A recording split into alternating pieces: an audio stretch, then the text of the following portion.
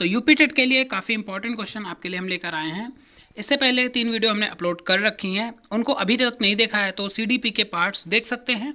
आपको डेली ही UP TET के लिए इंपॉर्टेंट क्लास यहाँ पर मिलती रहेगी। तो चैनल पर नए हैं तो सब्सक्राइब जरूर करिएगा और बेल आइकन भी प्रेस कर लीजिएगा। अगर वीडियो पसंद आए तो लाइक करिएगा और शेयर भी करिएगा अपने फ्रेंड्स के साथ, है ना। तो चलिए, जो पेपर आने वाला है यूपी टेट का ना, तो उससे काफ़ी इंपॉर्टेंट क्वेश्चन यहाँ पर आपको मिलने वाले रहेंगे। चलिए पहले क्वेश्चन पर बढ़ते हैं। संवेगात्मक एवं सामाजिक विकास के साथ साथ चलने की प्रक्रिया को किस विद्वान ने स्वीकार किया? संवेगात्मक और सामाजिक विकास की जो प्रक्रियाएं हैं साथ साथ चलती हैं, ऐसा यहाँ पर किसने स्वीकार किया है? क्रो एंड क्रो, ठीक है ना। यहाँ पर लगभग 100 क्वेश्चंस प्लस ही हम डिस्कस करेंगे, 100 से ज़्यादा काफ़ी इंपॉर्टेंट क्वेश्चन रहेंगे। 2 से 3 क्वेश्चन तो यहाँ पर 100% आपको देखने को मिलेंगे इस क्लास से। चलिए बढ़ते हैं अगले प्रश्न पर। खेल के मैदान को किस विद्वान ने चरित्र निर्माण का स्थल माना है? तो खेल के मैदान को जो है चरित्र निर्माण के लिए जो है माना गया है, निर्माण स्थल स्किनर और हैरीमैन ने माना है। नेक्स्ट क्वेश्चन है, चरित्र को निश्चित करने वाला महत्वपूर्ण कारक कौन होता है? तो मनोरंजन संबंधी कारक होते हैं। नेक्स्ट, सामाजिकरण की प्रक्रिया को प्रभावित करते हैं। कौन कौन जो है सामाजिकरण की प्रक्रिया को प्रभावित करता है? शिक्षा, समाज का स्वरूप और आर्थिक स्थिति, ये सब प्रभावित करते हैं सामाजिकरण को, ठीक है। नेक्स्ट क्वेश्चन है, सामान्य बुद्धि बालक प्रायः किस अवस्था में बोलना सीख जाते हैं? तो जो सामान्य बुद्धि के बालक होते हैं लगभग 11 माह की उम्र में बोलना शुरू कर देते हैं। नेक्स्ट क्वेश्चन है, पोषाहार योजना संबंधित है। तो पोषाहार योजना संबंधित किससे है? मिड डे मील, जिसे मिड डे मील योजना से कहा जाता है ना। फिर मिड डे मील योजना का प्रमुख संबंध किससे है? तो ये केंद्रों से प्रमुख संबंध है इसका। मिड डे मील योजना का प्रमुख लक्ष्य क्या है? तो बालक को पोषण प्रदान करना। और इसके अलावा एक और ऑप्शन के ऊपर डिपेंड करेगा। अगर ऑप्शन में आता है कि विद्यालय में नामांकन की संख्या को बढ़ाना, तो वो भी ऑप्शन यहाँ पर बनेगा करेक्ट।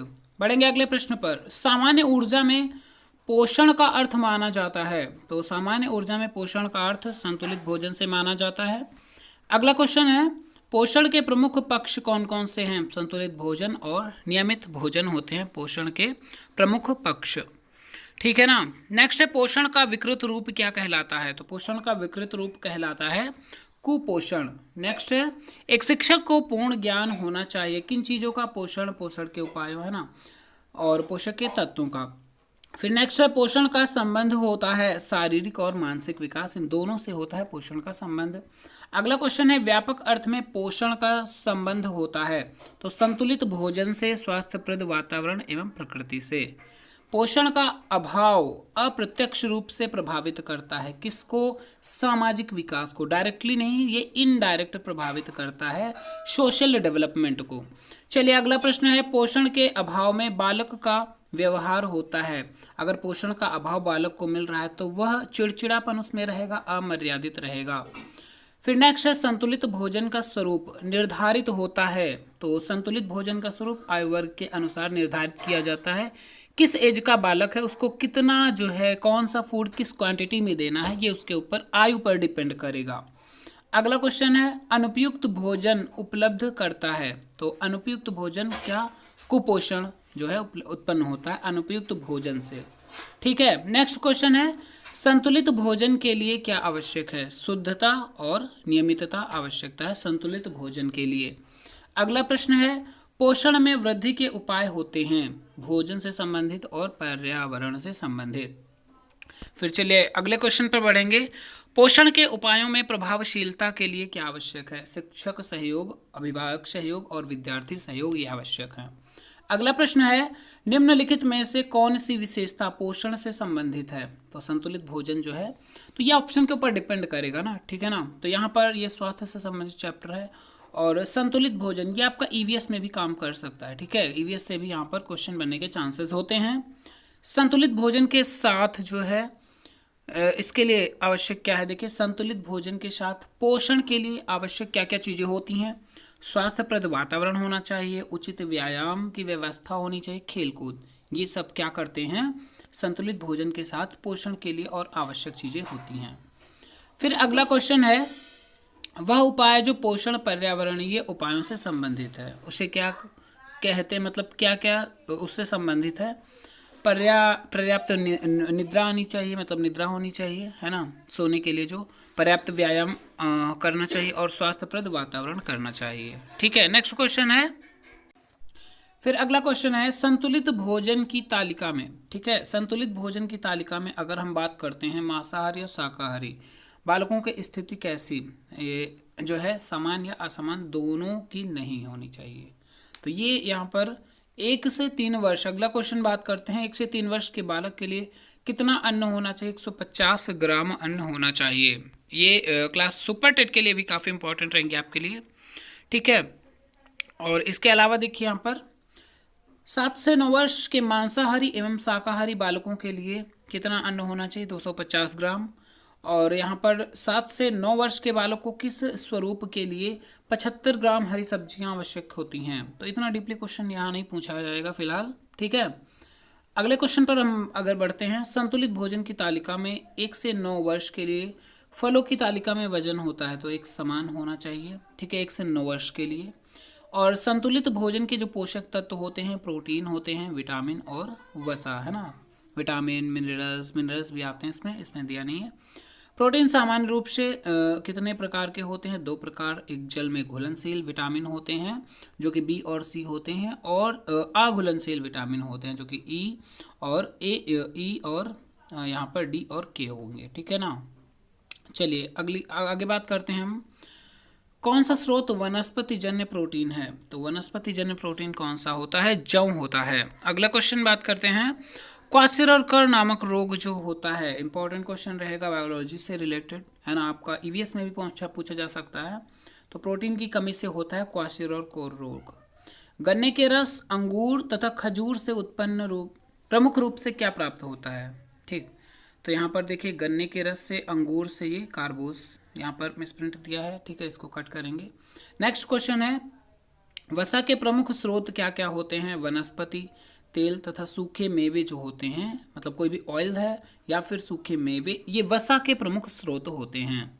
अगला है शरीर को अधिक शक्ति कौन प्रदान करता है। वसा। अगर ऑप्शन में दिया है वसा और कार्बोहाइड्रेट दोनों, तो यहाँ पर वसा ऑप्शन ज़्यादा करेक्ट रहेगा, क्योंकि ये क्या अधिक ऊर्जा प्रदान या अधिक शक्ति प्रदान करते हैं। खनिज लवणों की कमी से जो है रक्त को नहीं मिल पाता। क्या नहीं मिल पाता, हीमोग्लोबिन। मतलब अगर मिनरल्स जो होती हैं आपके खनिज लवण, उनकी कमी या वो आपको नहीं मिलते तो रक्त में हीमोग्लोबिन की कमी हो जाती है, जिसे एनीमिया भी कहा जाता है। नेक्स्ट है घेंघा नामक रोग उत्पन्न होता है। देखिए ये ऐसा टॉपिक है, यहाँ पर आपका ईवीएस में भी काम करेगा और आपका इसमें जो कि आपका सीडीपी पार्ट है उसमें भी काम करेगा, तो यहाँ पर काफ़ी इंपॉर्टेंट रहेगा। ठीक, आयोडीन अथवा खनिज लवण की कमी से होता है घेंघा रोग। विटामिन का आविष्कार हुआ था 19वीं शताब्दी के आरंभ में, विटामिन का आविष्कार हुआ था। विटामिन ए की कमी से बालकों में कौन सा रोग होता है, रतौंधी रोग होता है विटामिन ए की कमी से। ठीक, नेक्स्ट है विटामिन ए, यहाँ पर विटामिन बी की कमी से होने वाला रोग कौन सा है, ये बेरी रोग है। फिर नेक्स्ट है पेलाग्रा रोग किस विटामिन की कमी से होता है, विटामिन बी की कमी से। बी कॉम्प्लेक्स कहा जाता है, B1 B2, है ना, इन सबको जो है B12 तक होते हैं, उनको बी कॉम्प्लेक्स कहा जाता है। फिर अगली बात करते हैं क्वेश्चन पर। विटामिन सी की कमी से कौन सा रोग होता है, स्कर्वी रोग होता है। खट्टे फल, जो रसीले फल होते हैं, विटामिन सी के अच्छे स्रोत माने जाते हैं, जो कि प्रमुख स्रोत नीचे दिया भी गया है, आंवला। ठीक ना। नेक्स्ट है स्त्रियों में मृदुलास्थि रोग किस विटामिन की कमी से होता है, तो ये विटामिन डी की कमी से होने वाला रोग है। इसके अलावा विटामिन डी की कमी से बालकों में सूखा रोग उत्पन्न हो जाता है, और सूखा रोग का पाया बालकों में पाया जाता है, वो चाहे बालिकाएं हों या छोटे बालक हों। फिर कमी, अगला क्वेश्चन, विटामिन ई की कमी से स्त्रियों में होने वाला रोग बांझपन और गर्भपात। फिर और पुरुषों में अगर हम बात करते हैं होने वाला या रोग कॉमन कह सकते हैं, नपुंसकता होती है। विटामिन के का प्रमुख स्रोत क्या है, केला, गोभी और अंडा, ये विटामिन के प्रमुख स्रोत होते हैं। विटामिन के की सर्वाधिक उपयोगिता किन के लिए होती है, गर्भिणी स्त्री के लिए होती है।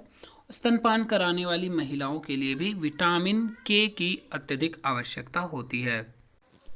तो अगला क्वेश्चन है रक्त का थक्का ना जमने का रोग जो किसके अभाव में होता है, तो विटामिन के ही अभाव में होता है। ईवीएस के लिए मोस्ट इंपॉर्टेंट क्वेश्चन ये रहेंगे, ठीक है ना। अगला है जल जो है हमारे शरीर में कितने प्रतिशत होता है, लगभग 70% जल होता है। दूषित जल के पीने से कौन सा रोग होता है, पीलिया और डायरिया रोग होता है। कार्य करने के लिए किस पदार्थ की आवश्यकता होती है, तो जो एनर्जी गिविंग फूड होते हैं लाइक कार्बोहाइड्रेट्स हैं, ये होते हैं कार्य करने के लिए आवश्यक। नेक्स्ट है अध्यापक को पोषक के ज्ञान की आवश्यकता होती है, किस लिए, बाल विकास के लिए, छात्रों के रोगों को जानकारी के लिए, अभिभावकों को पोषण का ज्ञान प्रदान करने के लिए। अगर इस शिक्षक को इन सब चीज़ों की जो इसका ज्ञान अगर है तो बालक को कुपोषण होने से बचा सकते हैं, या फिर अगर ये ज्ञान उनको अभिभावकों को प्रदान कर देंगे तो बालक में जो है उनका विकास अच्छे तरीके से हो पाएगा, अगर वो हेल्दी फूड या बैलेंस्ड डाइट मतलब संतुलित आहार प्राप्त करते हैं। अगला क्वेश्चन है अभिभावकों को पोषण का ज्ञान कराने का सर्वोत्तम अवसर होता है, तो शिक्षक अभिभावक गोष्ठी, ठीक है। फिर नेक्स्ट है पोषण की क्रिया को बाल विकास से समृद्ध करने के लिए क्या आवश्यक होता है, निरंतरता आवश्यक होती है। शारीरिक विकास के लिए निरंतरता के रूप में उपलब्ध होना चाहिए क्या क्या चीज, संतुलित भोजन और संतुलित आयाम। नेक्स्ट क्वेश्चन है अनिरंतरता का विकास प्रक्रिया से प्रमुख कारक कौन है, साधनों की अनिरंतरता होती है, मगर साधनों की अनिरंतरता होती है तो अनियंत्रित विकास भी होगा। एक बालक को संतुलित भोजन की उपलब्धता सप्ताह में 2 दिन होती है, इस अवस्था में उस बालक का विकास कैसा होगा, अनियमित तरीके से होगा, क्योंकि उसको संतुलित आहार अनियमित तरीके से मिल रहा है। अगला क्वेश्चन है साधनों की निरंतरता में बालक विकास की गति को बनाती है, यह कथन क्या है, मतलब साधनों की जो निरंतरता होती है बालक के विकास की गति को तीव्र बना देती है, ठीक। तो वेरी इंपॉर्टेंट क्वेश्चन यहाँ पर डिस्कस हो रहे हैं, ठीक है। अगर नए हैं तो चैनल को सब्सक्राइब जरूर करिएगा हैं, और वीडियो को शेयर भी करिएगा, अगर पसंद आता है तो लाइक करिएगा। साधनों की निरंतरता ये हो चुका है ना, अनियंत्रितता से क्या होता है, यहाँ पर मंद गति से विकास होगा। नेक्स्ट क्वेश्चन है एक बालक में विद्यालय के प्रथम दिन अध्यापक एवं विद्यालय के प्रति अरुचि उत्पन्न हो जाती है, तो उसका प्रारंभिक अनुभव माना जाएगा, तो दोषपूर्ण माना जाएगा। सर्वोत्तम विकास के लिए प्रारंभिक अनुभवों का स्वरूप होना चाहिए, सुखद होना चाहिए। फिर नेक्स्ट है एक बालक प्रथम अवसर पर एक विवाह समारोह में जाता है, वहाँ उसको अनेक प्रकार की विसंगतियाँ दृष्टिगत होती हैं, तो माना जाएगा कि बालक का सामाजिक विकास कैसा हो रहा है, मंद गति से हो रहा है, अगर ऐसे लक्षण उसमें आते हैं। फिर अगले हम क्वेश्चन पर बढ़ेंगे शिक्षण कार्य में बालक के प्रारंभिक अनुभव को उत्पन्न करने वाले कार्य करने के लिए शिक्षक प्रयोग करना चाहिए, तो शिक्षण सूत्रों का प्रयोग करना चाहिए। परवर्ती अनुभवों का संबंध किससे होता है, परिणाम से होता है। बढ़ेंगे अगले प्रश्न पर बाल केंद्रित शिक्षा में प्राथमिक स्तर पर सामान्यतः किस विधि का प्रयोग किया जाता है, उचित माना जाता है। तो अगर हम बाल केंद्रित शिक्षा की बात करते हैं तो यहाँ पर खेल विधि सबसे इम्पॉर्टेंट मानी जाती है, ठीक है ना। नेक्स्ट है क्वेश्चन बाल केंद्रित शिक्षा का प्रमुख आधार क्या है, तो बालक को केंद्र माना जाता है बाल केंद्रित शिक्षा में। बाल केंद्रित शिक्षा में किसकी भूमिका गौण होती है, शिक्षक की भूमिका गौण होती है, और मुख्य भूमिका किसकी होती है, वो बालक की होती है। बढ़ेंगे अगले प्रश्न पर बाल केंद्रित शिक्षा में प्रमुख भूमिका होती है, तो किसकी भूमिका होती है, बालक की होती है। तो यहाँ पर आपको ऑब्जेक्टिव टाइप के क्वेश्चन भी मिलते रहेंगे बीच बीच में, है ना, और इसके अलावा आपको अदर सब्जेक्ट से भी यहाँ पर वीडियोस मिलेंगी, तो इसलिए वीडियो को ज़्यादा से ज़्यादा शेयर करिए, और अगर पसंद आता है तो लाइक ज़रूर करिएगा। बाल केंद्रित शिक्षा का उद्देश्य होता है, तो क्या उद्देश्य होता है बाल केंद्रित शिक्षा का, मतलब क्यों बाल केंद्रित शिक्षा अपनाई गई है, बालक की रुचियों को ध्यान में रखा जाए इसी वजह से। अब देखिए यहाँ पर क्वेश्चन बनने का तरीका क्या है, 3 ऑप्शन दे दिए जा सकते हैं, उसमें उद्देश्य नहीं है ऐसे ऑप्शन दिया जा सकता है, ठीक। तो उसमें नहीं वाला भी पहचानने को दिया जाता है। तो इसमें अंतर्निहित प्रतिभाओं का विकास हो, बालक का संपूर्ण विकास हो, गतिविधियों का विकास हो, है ना, एक्टिविटीज़ का डेवलपमेंट होना चाहिए। बाल केंद्रित शिक्षा में शिक्षा प्रदान की जाती है कैसे, कविताओं और कहानियों के रूप में, ठीक है ना। अगले प्रश्न पर बात करते हैं तो बाल केंद्रित शिक्षा में प्रमुख स्थान दिया जाता है। किसको दिया जाता है? गतिविधियों और प्रयोगों को जो है बाल केंद्रित शिक्षा में प्रमुख स्थान दिया जाता है। तो अगला प्रश्न हमारा है, प्रगतिशील शिक्षा का आधार कैसा होता है? तो प्रगतिशील जो शिक्षा होती है उसका आधार वैज्ञानिकता और टेक्नोलॉजी, ठीक है ना, ये इसके आधार होते हैं प्रगतिशील शिक्षा के। शिक्षा में कंप्यूटर का प्रयोग कैसा माना जाता है? तो प्रगतिशील शिक्षा होती है जो कि तकनीकी में आ जाती है कंप्यूटर ना। अगला प्रश्न है, शिक्षा में प्राथमिक स्तर पर खेलों का प्रयोग माना जाता है। तो बाल केंद्रित शिक्षा में बालकों का वैज्ञानिक दृष्टिकोण जो है विकसित करना क्या उद्देश्य है?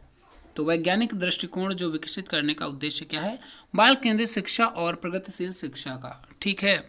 चलिए बढ़ेंगे अगले प्रश्न पर।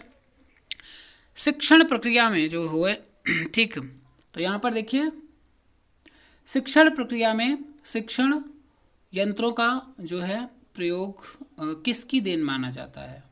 शिक्षण प्रक्रिया में शिक्षण यंत्रों का प्रयोग किसकी देन माना जाता है? प्रगतिशील शिक्षा की देन माना जाता है। नेक्स्ट क्वेश्चन है, समाज में अंधविश्वास और रूढ़िवादिता को जो है समाप्ति के लिए क्या आवश्यक है? तो अंधविश्वास और रूढ़िवादिता को अगर खत्म करना है तो प्रगतिशील शिक्षा जो है होनी चाहिए। अगला क्वेश्चन है, शिक्षण अधिगम प्रक्रिया को प्रभावी बनाने का क्या उद्देश्य है? तो शिक्षण अधिगम प्रक्रिया को अगर प्रभावी बनाना है तो बाल केंद्रित शिक्षा और प्रगतिशील शिक्षा को अपनाना जरूरी है। अगला क्वेश्चन है, शिक्षण अधिगम प्रक्रिया जो शिक्षण अधिगम सामग्री में जैसे कि प्रोजेक्टर होता है, दूरदर्शन, वीडियो टेप, इन सब का जो प्रयोग है प्रमुख रूप से संबंधित किस चीज़ से होता है? प्रगतिशील शिक्षा जो होती है उससे होता है। अगला क्वेश्चन है, बाल केंद्रित शिक्षा में एवं प्रगतिशील शिक्षा में पाया जाता है, क्या पाया जाता है? घनिष्ठ संबंध दोनों में पाया जाता है, जो कि बाल केंद्रित शिक्षा और प्रगतिशील शिक्षा होती है। अगला क्वेश्चन है, विशेष बालकों के लिए उनकी शैक्षिक आवश्यकताओं की पूर्ति की जाती है किसमें? बाल केंद्रित शिक्षा में, ठीक। चलिए अगला क्वेश्चन देखेंगे। यहाँ पर पाठ्यक्रम विविधता देन है, तो ये किसकी है? मतलब पाठ्यक्रम में विविधता क्यों लाई जाती है? बाल केंद्रित शिक्षा एवं प्रगतिशील शिक्षा की जो है देन होती है। अगला क्वेश्चन है, यहाँ पर छात्रों के सर्वांगीण विकास का उद्देश्य किसमें निहित होता है? बाल केंद्रित और प्रगतिशील शिक्षा में। नेक्स्ट है, देखिए अगर ऑप्शन में आपको बाल केंद्रित शिक्षा मिल रहा है तो 90% चांस है उसको सही करने के, ठीक है। एक विद्यालय में जाति के आधार पर बालकों को उनकी रुचि एवं योग्यता के आधार पर शिक्षा प्रदान की जाती है, तो इस शिक्षा को माना जाएगा कैसे? बाल केंद्रित शिक्षा। मतलब अगर उनकी रुचि को प्रधानता दी जाती है तो बाल केंद्रित शिक्षा माना जाएगा। फिर नेक्स्ट क्वेश्चन है, बालकों को विद्यालय में किसी जाति या धर्म का भेदभाव किए बिना बालकों को उनकी रुचि एवं योग्यता के अनुसार शिक्षा प्रदान की जाती है, तो इस शिक्षा को क्या माना जाएगा? आदर्शवादी शिक्षा माना जाएगा। नेक्स्ट क्वेश्चन है, बाल केंद्रित शिक्षा एवं प्रगतिशील शिक्षा एक दूसरे के क्या होते हैं? पूरक होते हैं। फिर है, बाल केंद्रित शिक्षा एवं प्रगतिशील शिक्षा के विकास में महत्वपूर्ण योगदान किसका है? मनोविज्ञान, विज्ञान व तकनीकी का है। फिर अगला क्वेश्चन है, एक बालक की लंबाई 3 फीट है, ठीक, 3 फीट थी, 2 वर्ष बाद उसकी लंबाई 4 फुट हो गई। बालक की लंबाई में होने वाले परिवर्तन को माना जाएगा, तो वृद्धि और विकास माना जाएगा। अगला क्वेश्चन है, स्किनर के अनुसार वृद्धि एवं विकास का उद्देश्य क्या है? वृद्धि और विकास का उद्देश्य प्रभावशाली व्यक्तित्व होता है। परिवर्तन की अवधारणा किससे संबंधित होती है? वृद्धि एवं विकास से। वृद्धि एवं विकास का ज्ञान एक शिक्षक के लिए क्यों आवश्यक है? ताकि वो सर्वांगीण विकास कर सके बालक का। अगला क्वेश्चन है, क्रोगमैन के अनुसार वृद्धि का आशय है, तो वृद्धि का आशय क्या है? जैविकीय संयमों के अनुसार वृद्धि, ठीक है ना। सोरेनसन के अनुसार वृद्धि किसका सूचक होती है? धनात्मकता का सूचक होती है। और सोरेनसन के अनुसार वृद्धि कैसी मानी जाती है? परिवर्तन का आधार मानी जाती है। गैसल के अनुसार अगर हम बात करते हैं तो वृद्धि क्या है? एक संकुचित वृद्धि का जो है संकुचित दृष्टिकोण होता है और विकास का जो है व्यापक दृष्टिकोण होता है। ये इंपॉर्टेंट पॉइंट रहेगा। फिर अगले प्रश्न की बात करते हैं, तो निम्नलिखित में कौन सा तथ्य गैसल के विकास के अवलोकन रूपों से संबंधित है? तो शरीर रचना, शरीर क्रिया विज्ञान और व्यवहारात्मक। अगला प्रश्न है, विकास के अनुरूप व्यक्ति में नवीन योग्यताएं एवं विशेषताएं प्रकट होती हैं, श्रीमती हरलॉक का कथन है। यहाँ पर पूछा गया प्रश्न है ये, ठीक है ना, यूपी टेट में पूछा गया, ये परिभाषा पूछी गई है, इंपॉर्टेंट रहेगी। तो विकास के अनुसार जो है इन्होंने विकास की जो परिभाषा दी है हरलॉक का, और जो इनका डिवीज़न है ना एज को लेकर, काफ़ी इंपॉर्टेंट रहता है। अगला प्रश्न है सोरेनसन के अनुसार विकास क्या है? तो परिपक्वता एवं कार्य सुधार की प्रक्रिया होता है। ठीक है। अगला क्वेश्चन है यहाँ पर, अभिवृद्धि वृद्धि की प्रक्रिया चलती है। अभिवृद्धि जो है वृद्धि की प्रक्रिया चलती है, कब से कब तक चलती है? गर्भावस्था से लेकर प्रौढ़ावस्था तक। अभिवृद्धि में होने वाले परिवर्तन कैसे होते हैं? शारीरिक होते हैं। और अभिवृद्धि में देखो शारीरिक होते हैं प्लस मात्रात्मक होते हैं, और इसके अलावा रचनात्मक भी होते हैं। अभिवृद्धि का क्रम मानव को ले जाता है, वृद्धावस्था की ओर ले जाता है। अभिवृद्धि कहलाती है, कोशिकीय वृद्धि कहलाती है। अभिवृद्धि एक धारणा कैसी है? संकीर्ण है। अभिवृद्धि का संबंध शारीरिक परिवर्तन से होता है। ठीक है। नेक्स्ट क्वेश्चन है, अभिवृद्धि क्या है? एक साधारण प्रक्रिया है, और इसके अलावा अभिवृद्धि की प्रक्रिया का मापन संभव है। ठीक है, जबकि विकास का मापन संभव नहीं है। विकास की प्रक्रिया कब से कब तक चलती है? गर्भावस्था से बाल्यावस्था तक चलती है। ठीक। नेक्स्ट है, नहीं यहाँ पर ये रॉन्ग है। विकास की प्रक्रिया गर्भावस्था से लेकर प्रौढ़ावस्था तक की, मतलब जीवन पर्यंत चलेगी। अगला प्रश्न है यहाँ पर, विकास की प्रक्रिया में होने वाले परिवर्तन शारीरिक भी होते हैं, मानसिक और सामाजिक। वृद्धि एवं विकास के संदर्भ में सत्य क्या है? अभिवृद्धि बाद में होती है और विकास पहले होता है। फिर विकास की प्रक्रिया में होने वाले परिवर्तन कैसे होते हैं? गुणात्मक होते हैं। विकास की प्रक्रिया के परिणाम कैसे होते हैं? रचनात्मक और विध्वंसात्मक भी होते हैं। फिर है, विकास का प्रमुख संबंध परिपक्वता से है, और विकास के क्षेत्र को माना जाता है व्यापक प्रक्रिया, जबकि वृद्धि एक संकुचित प्रक्रिया है। नेक्स्ट है, विकास की प्रक्रिया को कठिनाई के आधार पर स्वीकार किया जाता है जटिल प्रक्रिया के रूप में।